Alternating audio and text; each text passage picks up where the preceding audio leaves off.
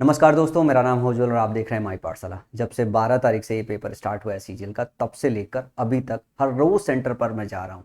वहाँ पे होने वाले इशू को रिपोर्ट कर रहा हूँ। देश के अलग अलग सेंटर से जो भी प्रॉब्लम्स आ रही है, जहाँ जहाँ पेपर कैंसिल हो रहा है, जहाँ जहाँ सर्वर खराब हो रहा है, उन सब चीज़ों को कवर कर रहा हूँ और आप तक पहुँचाने की कोशिश कर रहा हूँ। आपकी आवाज़ इस चैनल के माध्यम से मैं बनने की कोशिश कर रहा हूँ।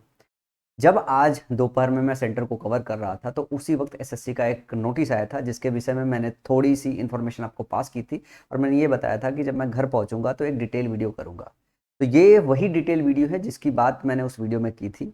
और इस वीडियो को करने से पहले मैं यूट्यूब पे खंगाल के ये देख रहा था किसी और शिक्षक ने इस पे डिटेल्ड वीडियो किया है कि नहीं किया है। ये नोटिस अपने आप में ये बताता है कि एसएससी का सिस्टम करप्ट है। और ये करप्ट बताता है, मतलब नोटिस बता रहा है कि एसएससी खुद मान रही है कि उसका सिस्टम करप्ट है। इस नोटिस की गहराई को सभी लोगों को अच्छे से समझने की जरूरत है कि इस नोटिस में क्या छुपा हुआ है। साथ में मैं थोड़ी और बात जिक्र करना चाहूँगा। आने से पहले अभिनव शर्मा सर की एक वीडियो देखी थी, जिसमें वापस से वो बहुत भावुकता के साथ सारे शिक्षकों को कह रहे थे कि कोई शिक्षक आगे नहीं आ रहा है। वो इस फेयर एग्जाम कंडक्ट करने की लड़ाई जो है वो लड़ रहे हैं कोर्ट के माध्यम से, सुप्रीम कोर्ट के माध्यम से। मेरा ये मानना है कि शायद शिक्षक नहीं आ रहे हैं, उसका एक रीजन जो 24 तारीख को रामलीला मैदान में जो टीचरों के बीच में आपसी वार हुआ है, उसकी वजह से हो सकता है शिक्षक नहीं आ रहे हो, चाह के भी नहीं आ रहे हो, मुझे नहीं पता। बट मेरे को ऐसा लगता है कि वो उस दिन जो हुआ था वो भी एक रीजन हो सकता है, या प्रॉपर तरीके से सभी शिक्षकों के पास मैसेज नहीं पहुंच रहा होगा।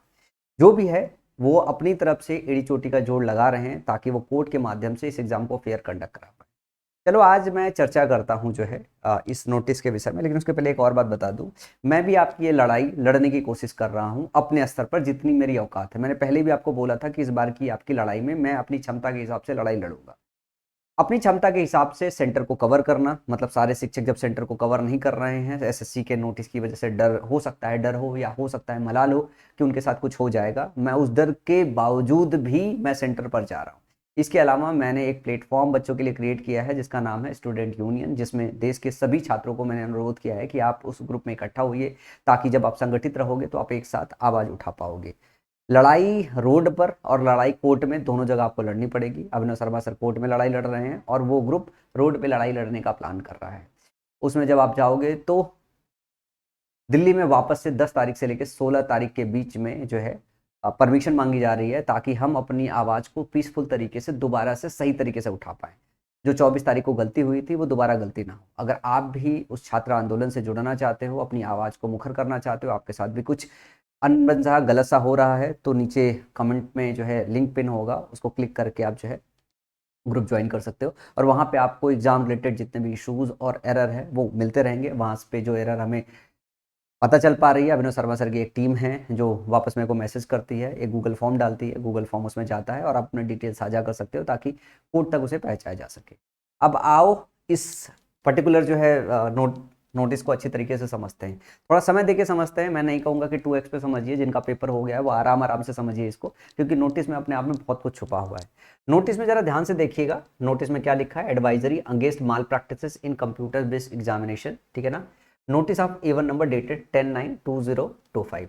The combined graduate level examination 2025 has started on 12 सितंबर ब्ला ब्ला ब्ला, और आगे बहुत सारा दिया हुआ कि कब से स्टार्ट हुआ, कब कंडक्ट है। और एक जो पहले जो है नोटिस इशू हुआ था उसका एक पैरा इसमें कोट किया गया है, लिखा हुआ था, ये पहले ऑलरेडी जारी कर दिया गया था, उसको कोट करते हुए नोटिस आया, during the course of any exam where whenever any such malpractices is detected by technological solution, it is possible that the candidate's exam may not be interrupted by the invigilators. अगर ये पता चलता है कि बाहर से remote access हो रहा है, ठीक है ना, कोई सिस्टम को हैक करने की कोशिश कर रहा है, तो क्या कह रहे हैं ये, उस नोटिस में उन्होंने बोला है कि बच्चे का जो एग्जाम है वो इंटरप्ट नहीं किया जाएगा इन्विजिलेटर के द्वारा। समझिएगा यहाँ पे, in order to ensure that such activities do not disturb the other sincere candidate. यहाँ पे चेयरमैन साहब ने ये बताने की कोशिश की है कि वो बाजू में बैठे हुए सिंसियर बच्चे को डिस्टर्ब नहीं करना चाहते हैं। जरा देखिए, बहुत सही बात कही उन्होंने। मतलब इस बात को जब वो यहाँ पे मेंशन कर रहे हैं तो ऐसा लग रहा है कि उनसे बड़ा कोई हितैषी नहीं है। और राजपूत साहब की वीडियो देखी है ना आपने, कि क्यों और कैसे टेंडर दिया गया है, अपने आप में वहां पे ही घपलेबाजी साफ साफ दिखाई दे रही है। चलो आगे क्या लिखा है जरा ध्यान से देखिएगा। But subsequently in respect of candidates indulging in such malpractices based on electronic evidences their scores will not be processed। अगर जो माल प्रैक्टिस में इन्वॉल्व है, रिमोट एक्सेस हो रहा है या बाहर से कोई सॉल्वर अगर सॉल्व कर रहा है, तो उसका क्या होगा, उसका स्कोर कार्ड प्रोसेस नहीं होगा and action will be taken to debar them through laid down process. जैसा कि प्रोसेस लिखा गया उस हिसाब से उसे डिबार किया जाएगा। यहां पे ये बात कर रहे हैं, इसको जरा ध्यान से सुनिए और ध्यान से समझिए।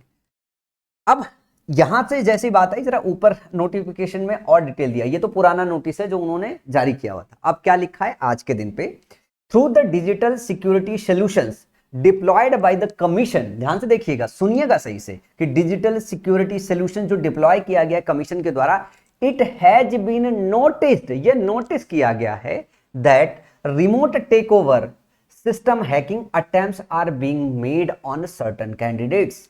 मतलब उनको ये पता चल गया है कि रिमोट एक्सेस किया जा रहा है, सिस्टम को हैक करने की कोशिश किया जा रहा है कुछ कैंडिडेट्स के। Notes at some of the centres, some of the centres, यहां पे उन्होंने जानकारी होने के बावजूद भी सेंटर का नाम नहीं डाला है। क्या वो सेंटर का नाम उनको यहाँ पे डालना चाहिए था? बिल्कुल, क्योंकि एग्जाम ऑलरेडी हो चुका है तो सेंटर का नाम यहाँ पे डालना चाहिए। और सेंटर पे और एग्जाम नहीं कंडक्ट होने देना चाहिए, क्योंकि एक सेंटर पे अगर जिस भी सेंटर पे ये काम हो रहा है वहां तो साफ साफ पता हो रहा है कि रिमोट एक्सेस हो रहा है। अब तो पकड़ में आ गया है, ये तो कबूल रहे ना कि हाँ पकड़ में आ गया है, उनकी नॉलेज में आ गया है। उस सेंटर पे और आगे क्यों एग्जाम कंडक्ट कराया जा रहा है? क्या और वो रिमोट एक्सेस कराना चाहते हैं? आप समझ रहे हो ना, इस बात को ध्यान से समझना कि वो कह रहे हैं कि कुछ सेंटर पे ये नोटिस में आया है, तो जिन सेंटर पे नोटिस में आया उस सेंटर का एग्जामिनेशन अब से लेके आखिरी तक क्यों नहीं कैंसिल कर रहे हैं? या फिर ये वही वाला सेंटर तो नहीं है जिसका 15 से लेके 26 तक पूरा का पूरा एग्जाम कैंसिल कर दिया गया है? अगर एग्जाम कैंसिल कर दिया गया है तो वो पब्लिक को, बच्चों को क्यों नहीं बता रहे हैं कौन सा एग्जामिनेशन सेंटर है जिसका कैंसिल कर दिया गया है? बच्चा लोग ये वीडियो को साझा कीजिए। किसी टीचर की वीडियो इस पर्टिकुलर पॉइंट पे नहीं आया है, मुझे नहीं पता कि वो इस बात को लेके आवाज उन्होंने क्यों नहीं उठाई। ये अपने आप में बहुत बड़ी बात है। क्या आप भरोसा कर पाओगे इस सिस्टम में? आगे लिखा हुआ, such activities are under close monitoring of the commission and it is reiterated that after the completion of the examination process. कह रहे हैं कि जब पूरा एग्जामिनेशन प्रोसेस कंप्लीट हो जाएगा, मतलब 26 तारीख हो जाएगा, फिर री एग्जाम हो जाएगा, based on the evidence and digital footprints candidates involved in such malpractices। जो बच्चा, मतलब जिसका रिमोट एक्सेस हो रहा है, जो इसके अंदर इन्वॉल्व है, विल बी डिबार्ड, उसको डिबार्ड कर दिया जाएगा। एंड नेसेसरी क्रिमिनल प्रोसीडिंग्स में also be initiated against all involved in the act. जो यहां पे बातचीत आ रही, जरा ध्यान से सुनिएगा। आपको क्या लगता है कि जिसकी भी सेटिंग हो रही है, अगर उस पर्टिकुलर डे पे नहीं किए और उन्होंने ये नोटिस जारी कर दिया है, तो क्या सॉल्वर के गैंग को, उस बच्चे को या पूरे इकोसिस्टम को ये जानकारी पता नहीं चल गई होगी? उस पूरे इकोसिस्टम को जानकारी पता चल गई होगी। ये कह रहे हैं कि चोर मेरे घर से चोरी कर ले जाओ, 20, 25, 50 ग्रुप में बंदे हो, आप आओ मेरे घर पे डाका डाल के लेके चले जाओ। मैं देख रहा हूं मेरे इधर सीसीटीवी कैमरा लगा हुआ कि आप सबने मिलकर हमारे इधर चोरी किया हुआ है, आप निकल जाओ फुर्र, और हम बता दे रहे हैं कि हमने चोर को देख लिया, हमारे घर पे सीसीटीवी लगा हुआ है, आप निकल जाओ फुर्र, हम ढूंढ ढूंढ के आपको मारेंगे। आपको लगता है ऐसा? सिर्फ ये उस बच्चे को ही जिसपे पास रिमोट एक्सेस हो रहा है उसको, और उसके साथ जो अता पता चल पाए 1-2 लोगों को ही पकड़ पाएंगे, लेकिन जो मेन सरगना होता है वो तो कभी पिक्चर में नहीं आता है। बच्चे के टच में तो सरगना कभी पिक्चर में ही नहीं आता है, और सरगना बहुत बड़ा आदमी होता है।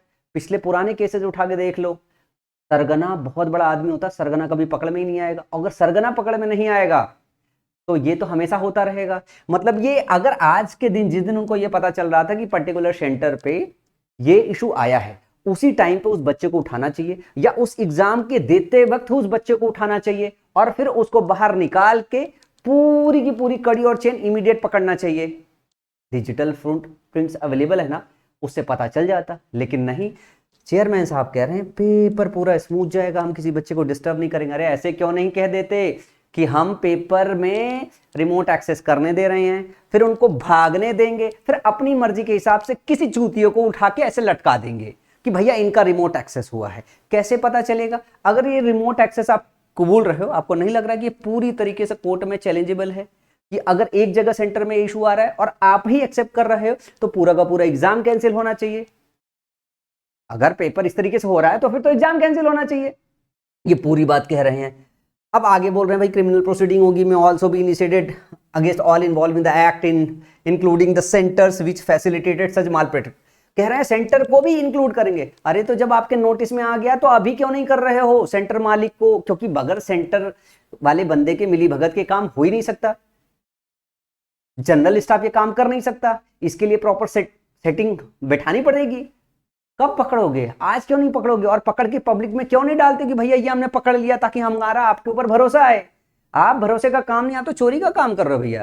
ये बार में नोटिस पे नोटिस निकाल रहे हो, हमारे शिक्षकों की जुबानें बंद करा रहे हो, बच्चों की जुबानें बंद करा रहे हो, और आप ही कह रहे हो ये हो रहा है, हम पकड़ेंगे। अब पकड़ोगे? आप सारे बच्चों को कमेंट सेक्शन में लिख के बताइएगा क्या महसूस हो रहा है, कि क्या चेयरमैन साहब कहने की कोशिश कर रहे हैं। आपको नहीं लग रहा है कि ये चोरी चकारी चमारी जो मिली भगत से अलग अलग जगहों से चल रही होगी? आपको याद है पुराने समय में एक वीडियो बनाई थी कि 3 MTS में बच्चे बैठे हुए थे जिनका अपॉइंटमेंट हो गया, 6-6 महीने से जॉब कर रहे थे, बाद में पता चला कि सब फर्जी हैं और सारे के सारे फरार हैं। उस पर आज तक कोई इंक्वायरी नहीं आई है, आज तक कोई इंक्वायरी नहीं बैठी कि कहाँ से आए बच्चे, कैसे आए, किसने अपॉइंटमेंट लेटर इशू किया, और वहां उस स्टेज तक कैसे पहुंच गए। वेटिंग लिस्ट वाले लिस्ट से वो धांधली होके गई थी, उस पर भी कई सारे सवाल उठाए गए, आज तक कुछ नहीं है। इस पे क्या होगा? ये चोरी करने का एकदम बहुत परफेक्ट तरीका है। नीचे क्या लिखा है? All candidates are once again advise not to indulge in any malpractice, the commission is committed to ensuring fair and transparent examination. वाह वाह, नहीं वाह वाह, नहीं वाह वाह। ये वाली लाइन अपने आप में ये बता रही है कि आप कितने प्रतिबद्ध हैं एग्जाम कंडक्ट कराने को लेके। यार हम सारे के सारे शिक्षक, हम सारे के सारे बच्चे परेशान हैं। हम क्या चाहते हैं चेयरमैन साहब आपसे? एक फेयर एग्जाम। अगर वेंडर कॉम्पिटेंट नहीं है तो पक्का इस तरीके का इश्यूज होगा, सेंटर पे सेंटर उड़ेंगे। मुझे अब एक बात बिल्कुल सही से समझ में आ रही, प्रयागराज वाला जो केस है, बच्चों ने लिखित रूप में दिया था कि यहाँ पे इलीगल लोग आए थे, मतलब माल प्रैक्टिस हो रही थी, उन्होंने अपनी आंखों से देखा है, और राइटिंग में वहां पे पुलिस को लिख के दिया हुआ, अपने रोल नंबर के साथ दिया है, जिसकी विषय में वीडियो भी बनाई है और जिसके डिटेल्स भी सामने ऐसे वीडियो में साझा भी किया था। बच्चों के नीचे रोल नंबर भी लिखे हुए थे। आप सोच के देखो कि क्या हो रहा है। क्या ये एग्जाम बर्दाश्त करने लायक है? जिन बच्चों का पेपर अच्छे से हुआ है वो बच्चे सोच के देखें। 15,000 सीटें हैं, अगर इस तरीके का रिमोट एक्सेस अगर नोटिस में आ रहा है तो क्या एग्जाम फेयर हो सकता है? क्या आप इस बात पे और सिस्टम पे भरोसा कर सकते हो कि जो अगली बार जो है बताएंगे क्या वो सही बताएंगे? अगर यहाँ पे उन्होंने साफ साफ ये बताया होता कि पर्टिकुलर ये सेंटर है, इस सेंटर पे रिमोट एक्सेस हो रहा है, हमने ये सिस्टम जो है इनबिल्ड कर रखा है, हमने पकड़ लिया है, हमने सेंटर को बैन कर दिया है, इन लोगों को सजा दे रहे हैं, आप परेशान मत होइए, किसी भी सेंटर पे किसी तरीके की चीटिंग होगी तो हमारा सिस्टम वहां पे मजबूती से खड़ा है, हम उस पर्टिकुलर जो है सेंटर को तुरंत पकड़ लेंगे, उस बच्चे को तुरंत पकड़ लेंगे, तुरंत सजा दे देंगे। अगर इस तरीके का नोटिस आया हुआ होता तो चेयरमैन साहब आपके ऊपर भरोसा बनता, हम शिक्षकों का भी भरोसा बनता, बच्चों का भी भरोसा बनता। हमारा आपके ऊपर भरोसा और इस सिस्टम पे भरोसा बन ही नहीं सकता। अब और अगर हमारा भरोसा नहीं बन सकता तो आप सारे के सारे बच्चे क्या करोगे? संगठित हो। संगठित होने का क्या तरीका है? हम शिक्षकों के पास संगठित हो, हम शिक्षकों की जुबान दबाई जा सकती है। अगर हमारी जुबान दबाई जा रही है तो आप खुद में संगठित हो सकते हो, उसके लिए स्टूडेंट यूनियन का ग्रुप ज्वाइन कर सकते हो। मेरे पास और कोई तरीका नहीं है। आपकी आवाज़ उठाने का बस एक ही तरीका मेरे को समझ में आता है, सेंटर पे जाके हर इशूज़ को पकड़ना, हर इशूज़ की आवाज़ को बुलंद करना यूट्यूब चैनल के माध्यम से, और एक प्लेटफॉर्म क्रिएट करके देना जहाँ पे आप खुद एम्पावर हो सकते हो। इस वक्त हम सारे के सारे शिक्षक मजबूर हैं, आपकी तरह बेसहारा है, आप ही की तरह, आप ही हमारा स्ट्रेंथ हो। और जब तक हम सारे के सारे संगठित नहीं होंगे, हम सारे शिक्षक, हम सारे बच्चे एक साथ संगठित नहीं होंगे, तब तक आपके साथ इस तरीके का फ्रॉड हमेशा होता रहेगा, अलग अलग लेवल पे होता रहेगा। और मैं साफ साफ इस नोटिस को पढ़ने के बाद ये कह सकता हूं कि सिस्टम आपके साथ खुला फ्रॉड कर रहा है, और वो भी बता के फ्रॉड कर रहा है। आप क्या सोचते हो नीचे कमेंट सेक्शन में लिख के बताइए। अगर मेरे इस बात से सहमत हो कि सिस्टम जो है ये फ्रॉड कर रहा है, तो आप इस वीडियो को बाकी बच्चों तक साझा कीजिए, बाकी शिक्षकों तक साझा कीजिए, उनसे रिक्वेस्ट कीजिए कि इस नोटिस पे तमीज से वीडियो बनाएं, स्पेशली इस पैरा पे, इस पैरा के पॉइंट्स को हाईलाइट करते हुए बनाएं, ताकि देश के हर बच्चे को साफ साफ पता चले कि एसएससी आपसे ये नहीं बता रही है कि वो माल प्रैक्टिस नहीं होने देगी, वो ये बता रही कि माल प्रैक्टिस वो खुद अपने हिसाब से मैनेज करेगी, और टाइम से चोर चोरी कर रहा है करने देगा, अभी नहीं पकड़ेगा, बाद में पकड़ेगा, और बाद में भी क्या होगा वो आपको भी पता है। पिछले सारे एग्जामों के आज तक केसेस चल रहे हैं, वो सबको पता है, इसका भी क्या होगा सबको पता होगा। आज का दिन फिर निराशा के साथ गुजर रहा है, कल का दिन वापस से पहुँचेंगे सेंटर पे, कवर करने की कोशिश करेंगे कि कल सेंटर, सिस्टम और बाकी जगहों पे क्या इश्यूज़ है। तो आज के लिए इतना ही, अपना ख्याल रखिएगा, पढ़ाई करते रहिए, सिस्टम से लड़ाई करते रहिए और इस वीडियो को साझा करना मत भूलिएगा। हो सके तो चैनल को सब्सक्राइब कर लीजिए।